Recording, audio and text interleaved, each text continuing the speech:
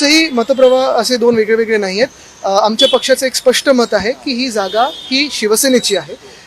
जर तुम्ही आमच्या पक्षात आमच्या सगळ्या अर्थात नेते किंवा इव्हन आमदार जे ह्या सभेसाठी मतदान करतात त्यांना विचारलं, राज्यसभेसाठी मतदान करतात, तर सगळ्याच आमदारांचं मत आहे की ही शिवसेनेची जागा आहे आणि ती शिवसेनेकडे आली पाहिजे.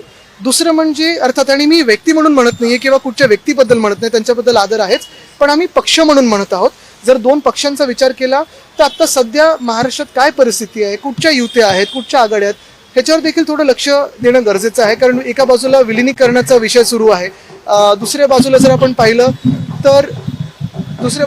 पाहिलं तर आत्ताच ज्या महानगरपालिकेच्या निवडणुका होऊन गेल्या त्याच्यात देखील दोन्ही राष्ट्रवादी एकत्र लढल्या. मुंबईत पण आपण जर पाहिलं तर राष्ट्रवादी एक जी होती ती आमच्यासोबत लढली, नंतर एकनाथ शिंदेंना त्यांनी पाठिंबा दिलेला आहे. आणि अशा सगळ्या परिस्थितीमध्ये आपल्याला आठवत असेल 2020 साली देखील अशीच एक विनंती आली होती आणि आमची एक सीट ज्या प्रियंकाजी आहेत त्या राज्यसभेत गेल्या, पण दुसरी सीट जी होती ती राष्ट्रवादीला दिली होती. पण दुसऱ्या राऊंडला आपण पाहिलं असेल 2022ला संजय राऊतजी जिंकून आले, पण आमचे दुसरे जे होते संजय पवारजी ते त्या दिवशी पराभूत झाले. आणि म्हणून हे सगळं राजकारण बघत असताना, जी काही मतांची समीकरणं ती बघत असताना, संख्याबळ बघत असताना आमचा दावा हा ठाम आहे. आणि दुसरं म्हणजे ही जी काही चर्चा होईल ती अर्थात मातोश्रीवर होणं गरजेचं आहे. दुसरं म्हणजे काँग्रेसशी देखील चर्चा करणं गरजेचं आहे, कारण काँग्रेस देखील मित्रपक्ष आहे.